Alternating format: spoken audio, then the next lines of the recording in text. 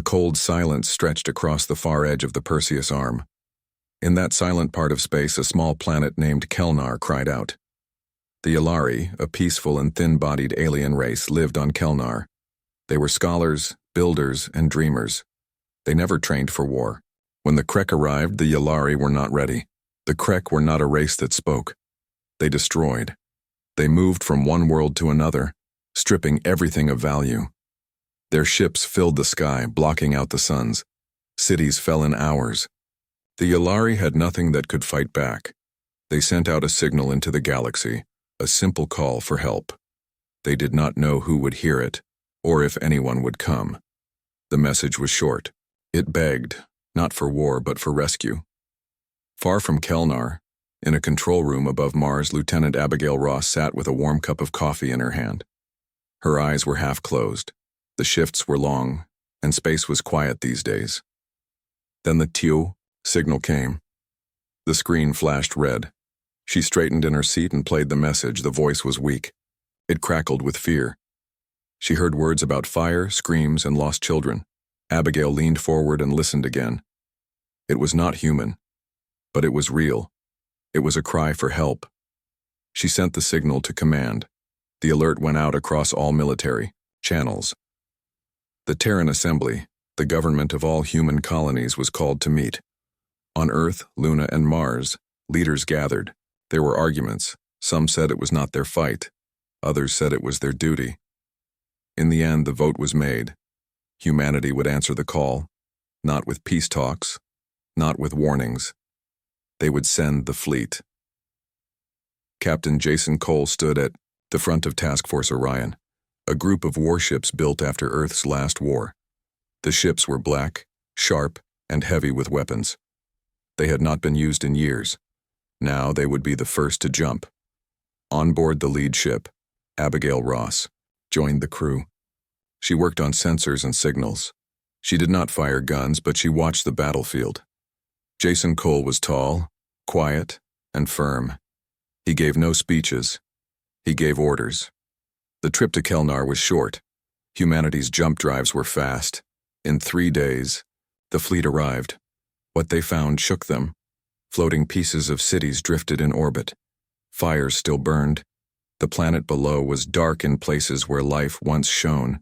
They found Yalari survivors in broken stations, barely alive. Their skin was pale, their eyes wide. They looked at the humans with fear and hope. The Krek were still there. Their ships moved like sharks. They circled, ready to strike again.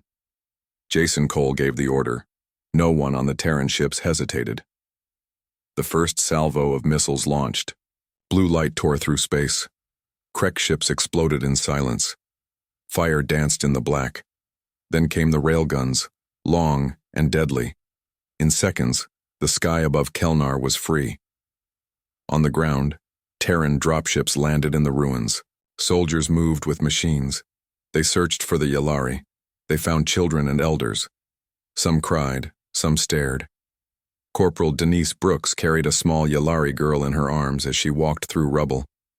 She didn't speak the language, but the child held on to her tight. Commander Ethan Grant led a squad into a ruined research center. They found old machines, books, and bodies. The Krek had left no mercy, but some Yalari had hidden in deep bunkers. The soldiers gave food, water, and medical help. The Yalari watched with wide eyes. This was not what they had expected. Back in orbit, Abigail tracked Krek movements. One ship escaped. She marked it. Jason Cole nodded. "We follow them soon," he said. "But first, we save what we can." The humans worked without rest. They built small camps. They gave shelter. Some Yalari began to speak. Their voice trembled.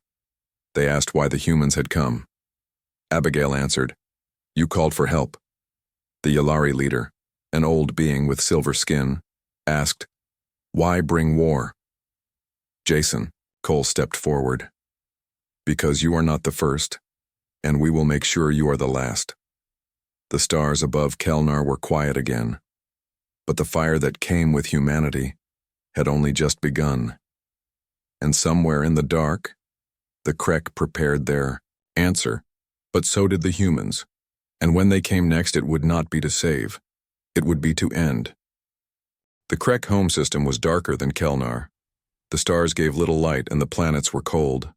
The humans arrived without warning. They did not speak or ask. They came to strike. They had seen what the Krek could do. They knew what was needed. Captain Jason Cole stood on the bridge of the lead ship. His face was calm, but his eyes were sharp. He looked at the screen. Dozens of Krek ships filled the space around the second planet. The enemy had made a base there. Big metal towers reached into the sky. Signals pulsed like a heartbeat. This was where the next attack would come from. Abigail Ross watched the patterns. She spoke clearly. There are 3 control hubs on the planet. If we take those out, their power grid fails. Jason nodded. Send the strike teams, begin the ground assault. Commander Ethan Grant gathered his squad. He gave them simple orders. We go in fast. We take the hub. We don't stop. Corporal Denise Brooks checked her gear. Her armor was scratched but strong. She loaded her weapon and looked at her team. No one needed words. They had done this before. They were ready. The dropships launched. Fire rained down from the Krek towers, but human ships gave cover. Bright beams cut through the fire. The dropships landed near the first hub. Ethan's squad moved out. Krek soldiers waited behind barriers. They had sharp limbs and heavy guns. They clicked and hissed, but the humans were faster.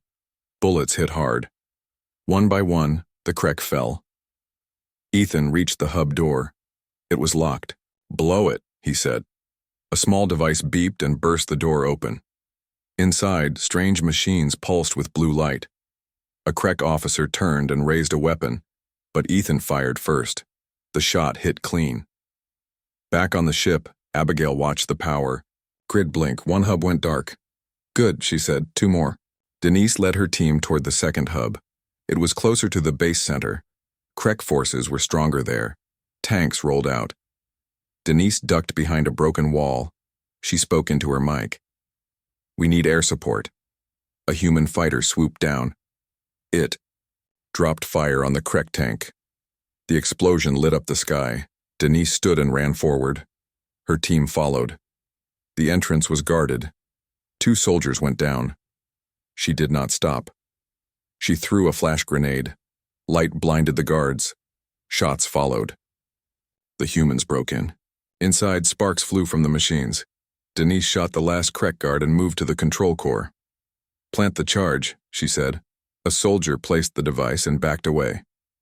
Denise hit the trigger. The room shook. Outside, the lights went out. Second, hub is down, Abigail said. Jason looked at the map. We move now. All teams to the final hub. The last hub sat in the middle of the Krek base. Tall towers surrounded it. Anti-air guns fired at anything that moved. Jason called in the heavy unit. Walkers, large metal machines with legs, moved. Out from orbit. They landed with force. Guns mounted on their arms lit up the towers. Ethan and Denise met at the edge of the base. Their squads joined. Dust covered their armor. Smoke rose behind them. Ready for one last run? Ethan asked. Denise gave a nod. Let's finish this. They ran together. Krek defenders came from all sides. The fight was brutal. Denise fired nonstop. Ethan covered the left. More humans arrived, pushing the line forward. A grenade rolled near. Denise kicked it away. It exploded in the air. The final hub came into view. Its walls were thick. No windows. One door. Breach it, Ethan ordered. 3 charges were placed. They backed away. A loud boom split the air. The door fell open. Inside, the room was full of Krek. They stood around the main control. A close fight began. No one spoke. Only sounds of battle filled the room. Denise moved fast, her weapon jammed. She grabbed a Krek blade from the ground and used it. Ethan shot from cover. Slowly, they cleared the room. Jason's voice came through the radio. Report, Ethan answered, breathing hard. Final hub secure, Abigail confirmed. Power grid is down. Their base is blind. Jason gave the final order. Call in the hammer. From orbit, the human ships locked on. Missiles launched. Fire came down. like rain. The Krek base burned, towers fell, the sky turned red. Hours later, the humans gathered on the field. The smoke cleared, the stars returned. The Krek had fled or died. Denise sat on a piece of broken metal. Her armor was scorched. Ethan stood next to her. He looked around at the ruins. "We hit them hard," he said. "Not hard enough," Denise said. "They'll be back." Jason joined them. He looked tired but strong. "We have more systems to clear. This war is not done." Abigail walked up, holding a datapad. "We picked up signals. Krek fleets are moving toward Yulari space again. They are angry." Jason looked at his team. "Then we meet them there." As the humans prepared to move again, word spread across nearby systems. Other races watched. Some were afraid. Some were hopeful. The message was clear. If you cry for help, humanity will come, but not with open hands. They come with war, and they do not stop. The stars above the Yulari homeworld were calm, but danger moved fast in space. The Krek had lost their base, but they were not broken. Their ships gathered in dark places. They did not speak. They only planned to strike again. In orbit around Kelnar, human ships floated like silent giants. Repairs were almost done. The camps below were full of Yulari rebuilding their homes. But now the humans prepared to defend, not just save. They knew the Krek would return. Captain Jason Cole stood with his officers in the command room. Abigail Ross pointed at the screen. "Multiple fleets are heading this way. We count at least 60 Krek ships." Jason gave a slow nod. "Time? Less than 40 hours. Commander Ethan Grant listened closely. Denise Brooks stood beside him. Neither spoke, but their eyes met. They knew what this meant. The next fight would be larger and bloodier. The humans began to move fast. Fighters launched into space. Ground teams built defenses. Shields were charged. Drones flew overhead. Every soldier checked weapons and armor. Jason called for a full briefing. "This is not just about Kelnar anymore," he said. "If they take this world back, they will see us as weak. We are not weak. We hold this line." Abigail added, "We set mines in the outer orbit. We can hit them before they reach the planet." Ethan stepped forward. "We set traps on the ground too. They might try to land. We won't let them." The Yulari offered to help, but they had no weapons. Still, they worked with humans to build shelters and move the young and old to safer places. An old Yulari leader named Varn stood with Jason. "Why do you stay?" Varn asked. "This is not your war." Jason looked at the broken city behind him. "It is now." Time passed. The skies above turned dark. The first Krek ships arrived. They did not wait. Missiles flew. Beams cut the night. The human fleet rose to meet them. Abigail's voice came over the speakers. "Engaging now." The battle in space was loud and fast. Human ships fired in tight groups. Krek vessels moved like packs of beasts. They aimed for weak spots. Shields flashed. Explosions lit the sky. Jason stood on the bridge, calm but focused. "Move flank 2. Cover the north gap. Keep the planet safe." On the ground, Ethan led his squad to a key outpost. Denise was with him. They had only 10 soldiers and a few drones, but they held a path to the city. "Dig in," Ethan said. "They'll come hard." The first Krek landers fell from the sky like fireballs. They hit outside the camp. Krek poured out.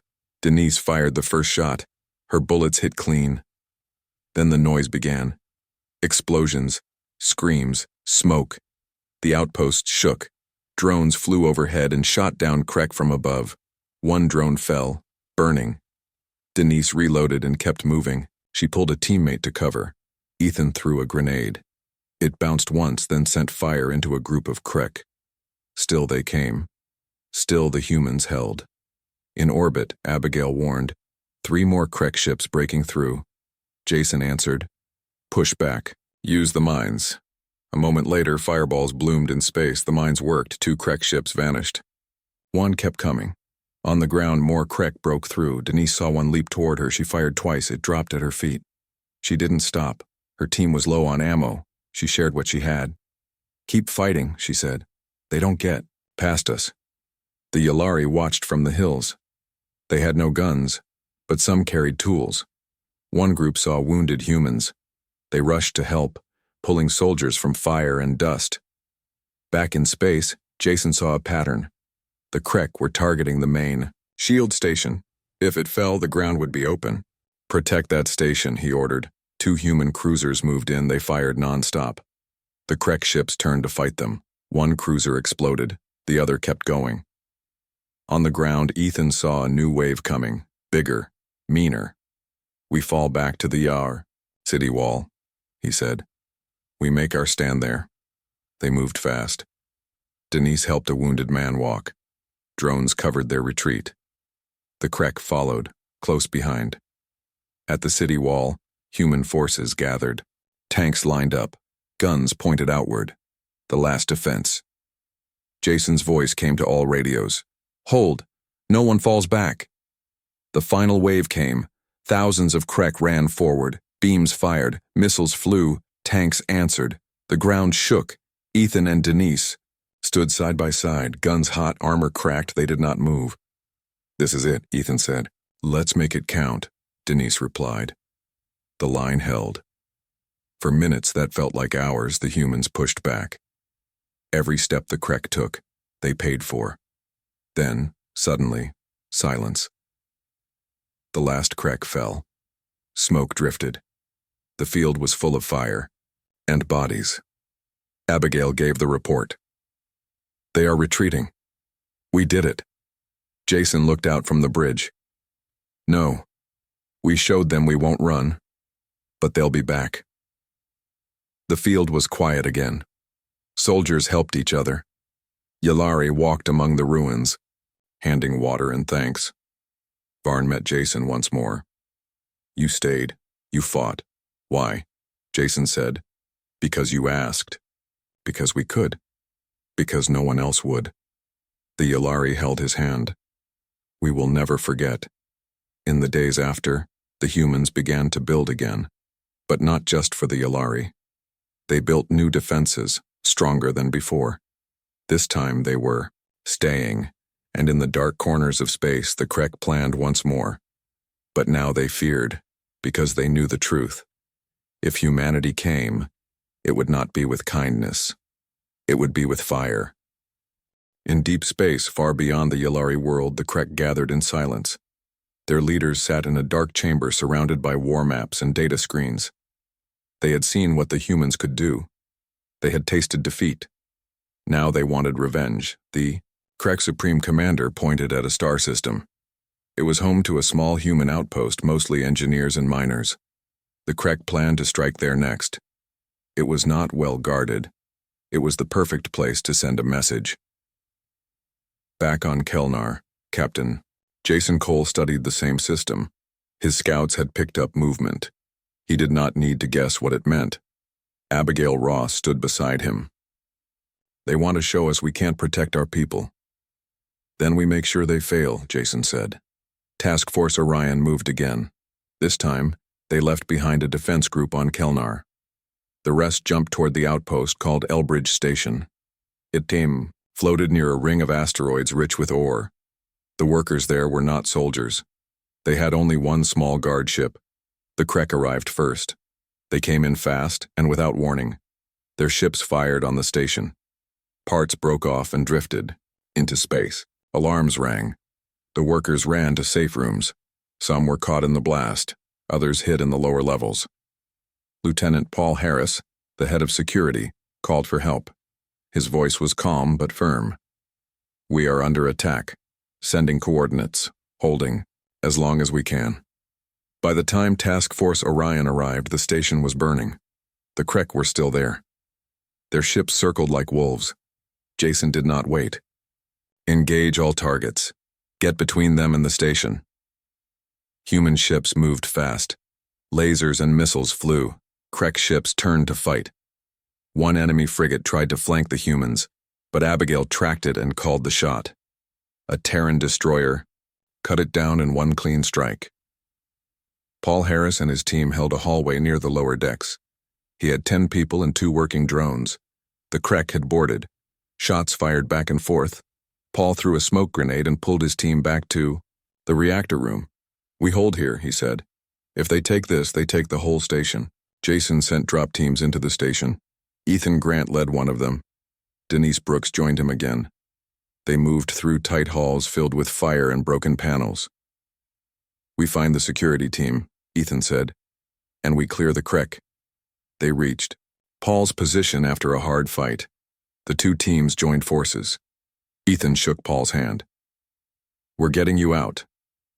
Paul shook his head. "We're not leaving. We finish this."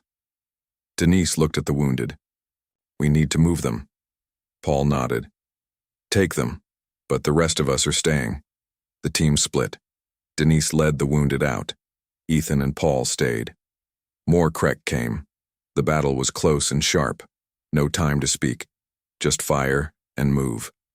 Above them, Jason's fleet pushed the Krek back. One human ship took heavy damage.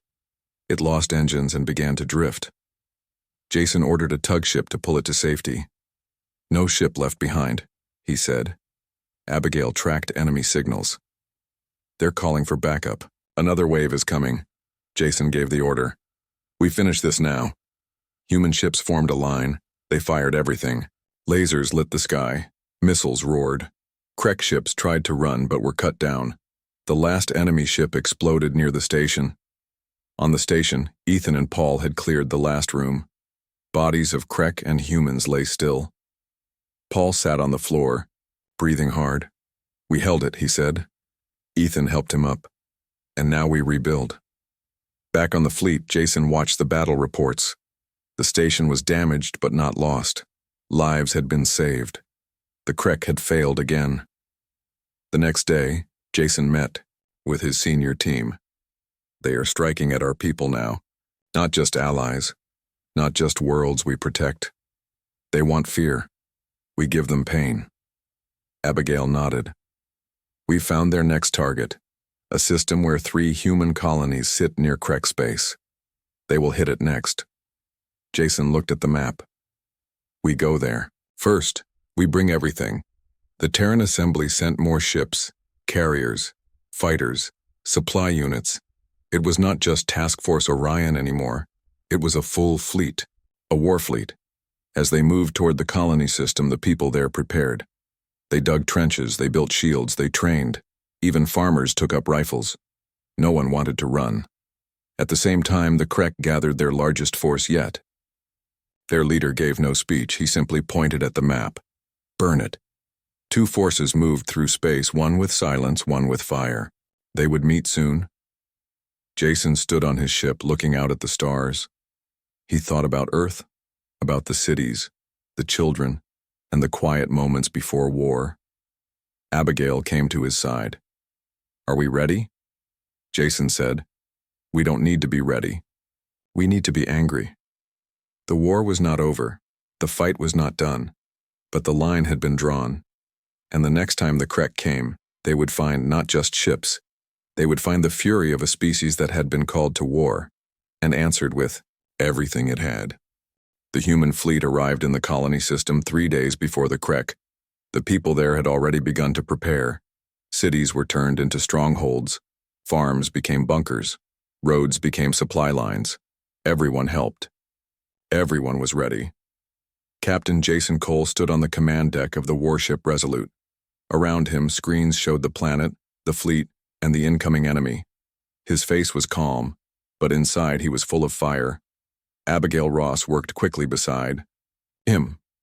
"Krek fleet is bigger than before. Over 60 ships, some heavy ones.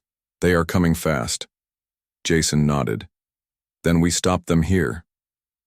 In the colony below, Commander Ethan Grant organized ground forces. He walked among the people, giving clear orders. Denise Brooks stood by his side. She trained the new fighters, many of them young men and women who had never held a weapon before.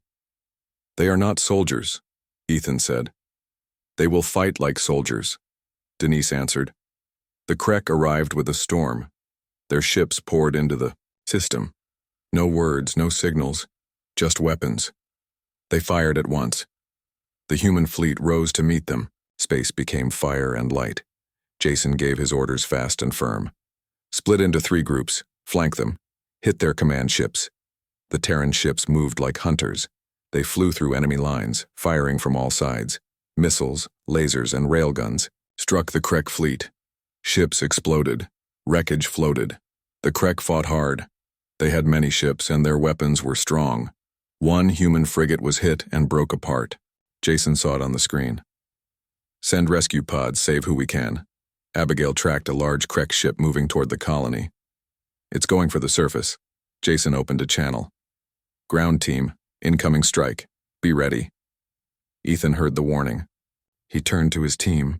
They're coming. Hold your lines. Protect the shelters. The Krek ship landed with a loud crash outside the city. Its doors opened and waves of alien warriors charged. They had claws, armor, and no fear. Denise led a group of fighters to meet them. Bullets and beams filled the air. People screamed. The ground shook. She fired again and again, moving through smoke and rubble. Hold the line, she shouted. Ethan moved with another squad.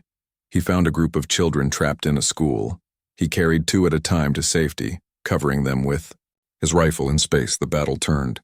Jason's plan worked. The human ships had taken out 2 Krek command vessels. The enemy fleet was in disarray. Push forward, Jason said.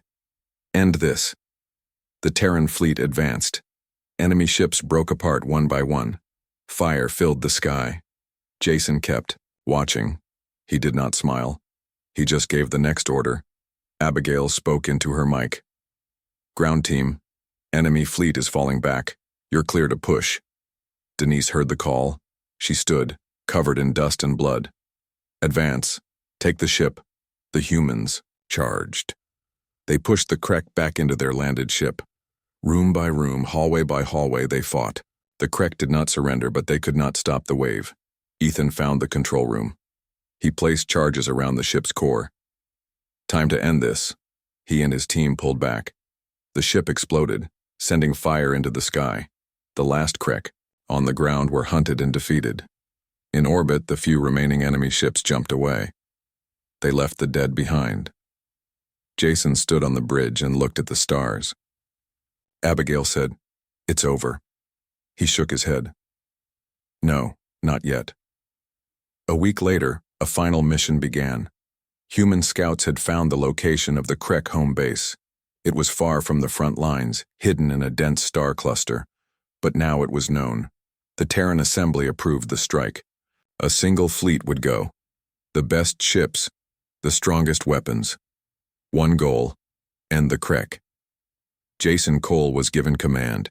Ethan, Denise, and Abigail all joined the mission. They jumped into the dark.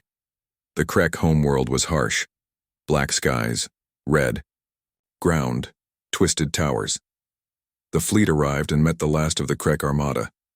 It was the biggest battle of the war. Ships clashed in silence. Missiles fell like rain. Fighters swarmed. The Krek gave all they had. But the humans were stronger.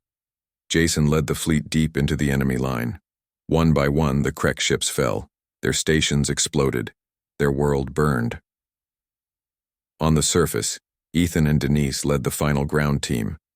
They planted charges at key points. They moved through tunnels and towers. Ethan placed the last device. He turned to Denise. "Let's go home." They ran. The ground shook. Fire rose behind them. From orbit, Jason watched as the planet cracked. Light broke through the crust. Then it was gone. The Krek home was no more. Abigail sat at her station. She looked tired. "Is it really over?" Jason answered, "Yes, this time it's over." The fleet turned and left the dead system behind. Silence returned to that part of space. Back on Earth, people cheered. On Kelnar, the Yalari cried. Across human space, there was peace. For now. Jason stood in a quiet room, looking at the stars. He remembered the first message, the cry for help. It had started with mercy. It had ended with war. Humanity had answered, and nothing would ever be the same again. The stars over Earth were calm again. It had been 6 months since the final battle. The Krek were gone. Their ships, their bases, even their home world had been destroyed. The war was over, but for many, peace did not come easy. Captain Jason Cole walked through the halls of a hospital on Luna Base. He moved slowly, nodding to soldiers and doctors. Many of the wounded were still healing. Some would never walk again. Some still woke screaming in the night. Jason visited them one by one. In one room, Abigail Ross sat by a window. Her arm was in a sling. Her eyes looked tired. She had been injured when a console exploded during the last fight. Jason sat beside her. "How are you holding up?" She gave a small smile. "I'm alive. That's enough for now. We couldn't have done it without you. We all did it. Together." On Earth, cities held quiet parades. There were no loud cheers, just silent flags and slow marches. The people knew the cost. Families carried photos of the lost. Names were read, aloud. Bells rang. The galaxy might be safer now, but the pain was still fresh. In a training base in Texas, Denise Brooks stood in front of a class of new soldiers. Young faces watched her closely. She told them what she had seen. She taught them how to fight, how to survive, and why it mattered. "We don't fight because we want to," she said. "We fight because someone has to. When others cry for help, we answer. That is what makes us human." Commander Ethan Grant worked in a recovery team. He helped rebuild planets that had been hurt during the war. On Kelnar, he helped the Yalari build new homes. He worked beside them, sharing food and tools. The Yalari trusted him. They called him Friend of the Flame. One evening, the Yalari leader invited Ethan to a gathering. The stars above were bright. The Yalari sang songs of memory and hope.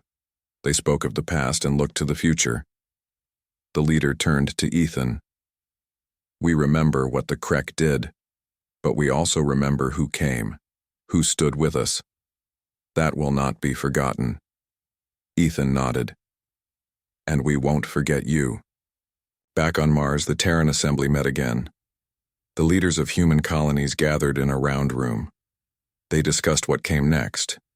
Some wanted to expand. Some wanted to build more fleets. Others spoke of peace. Jason was there too. He stood when asked to speak. "We have seen what war brings," he said, "and we have seen what we can become when we stand together. The galaxy is big. Others may rise. Some will need help. Some may try to harm us. But we now know who we are. We are not just soldiers. We are guardians.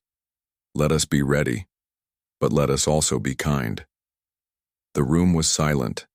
Then came a slow clap. One by one, others joined. Far across space, scouts explored new regions. They found quiet worlds, strange signals, and signs of other life. Some were friendly, some were not.